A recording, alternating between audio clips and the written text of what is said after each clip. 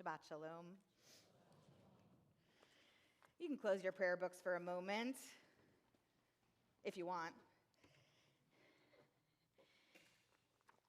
As this is the final Shabbat of the year 5783, an opportunity for a little self-reflection. How self-aware do you consider yourself to be?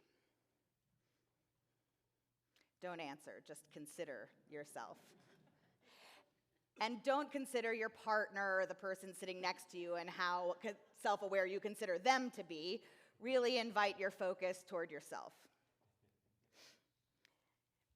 I read a psychological research paper the other day on the topic of self-awareness, and the data reveals this notably, I found it surprising statistic.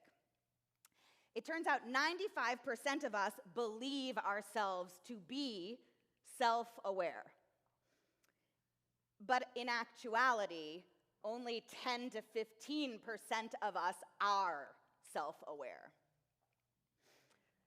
So that's a pretty big chunk of us who are missing out on a lot of the common benefits that come with self-awareness. Here are just a few of those benefits.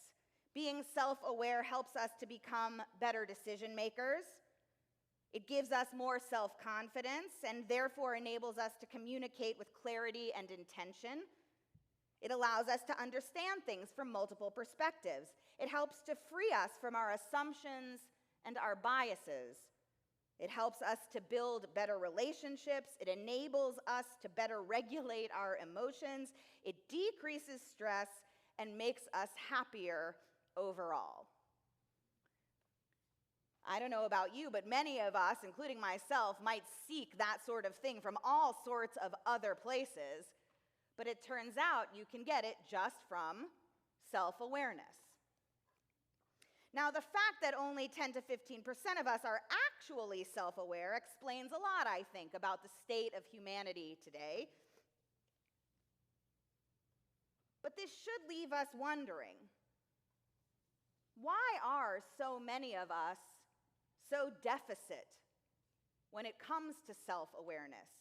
In particular, when self-help and self-reflection have become such commonly accepted virtues in our contemporary society. Modern research along these lines reveals that one reason for the deficit is that many of us spend our time cultivating self-awareness intentionally through introspection, self-reflecting around the question of why when trying to understand ourselves. Dr. Tasha Eurich, whose research focuses on self-awareness, notes, as it turns out, why is a surprisingly ineffective self-awareness question. I found this surprising. She didn't say that, that's me. Research has shown that we simply do not have access to many of the unconscious thoughts, feelings, and motives we're searching for when we introspect. We tend to invent answers that feel true, but are often wrong. Our judgments are seldom free from bias, and we tend to pounce on whatever insights we find without questioning their validity or value. We ignore contradictory evidence, and we force our thoughts to conform to our initial explanations. We tell ourselves what we want to make the story what we want it to be. And it turns out that whomever it is that we actually are, what our real full self actually is, well, that tends to be something about which most of us are generally quite unaware, if not blind to entirely. So as this month of Elul draws to a close and the high holy days begin, literally a week from right now, what might we do to address these personal blind spots? In particular, if introspection isn't such a reliable answer. Not so different than how we address blind spots when we drive by adjusting the angle of our rear view mirrors outward to reveal what was obscured. One piece of Jewish wisdom suggests we turn our eyes outward, away from ourselves, to gain fuller and better view of who we really are. So let's practice.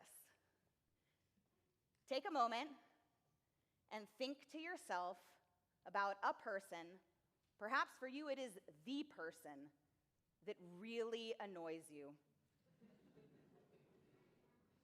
That thing they say or do, and it's all you can see when they say or do it. Got him in your mind?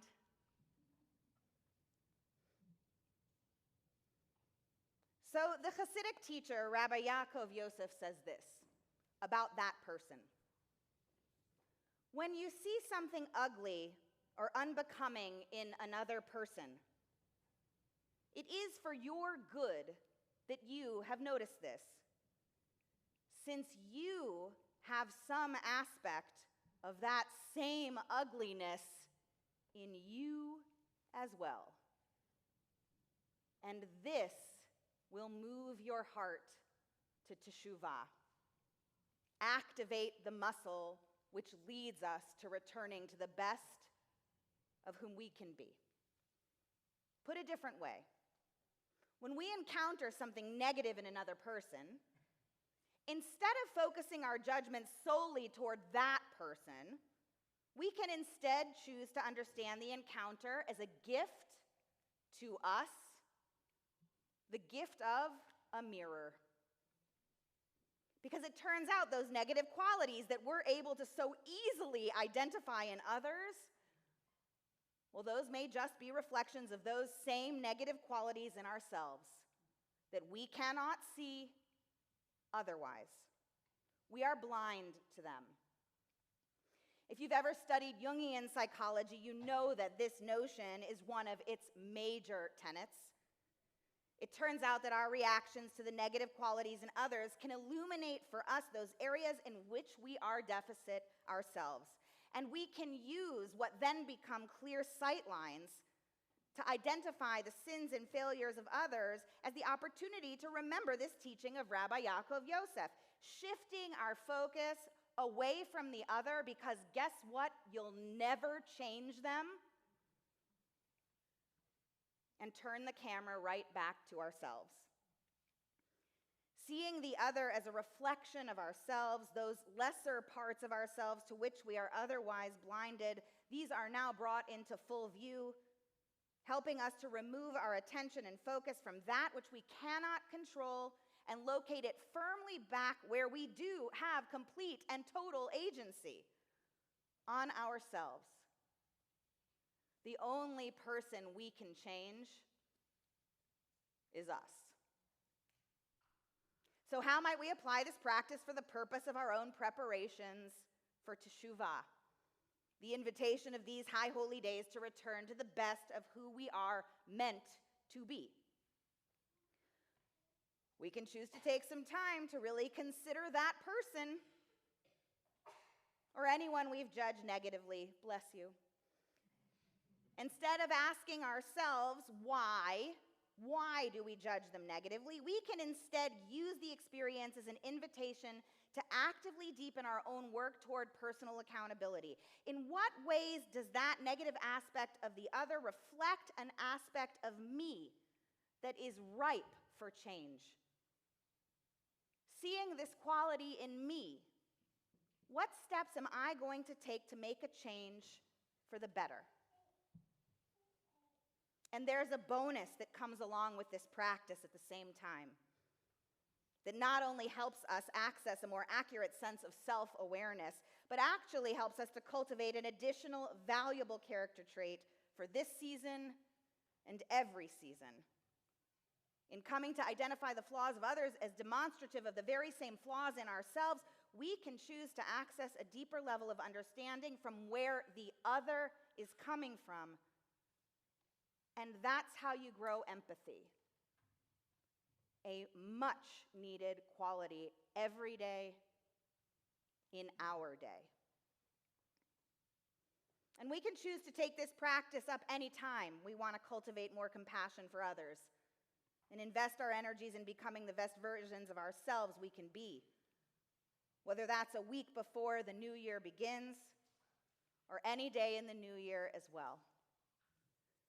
I hope you'll join me in this accessible, challenging, but utterly doable exercise that might yield completely transformative results for us all, which is the opportunity that these high holy days bring to us each and every year. Shabbat Shalom.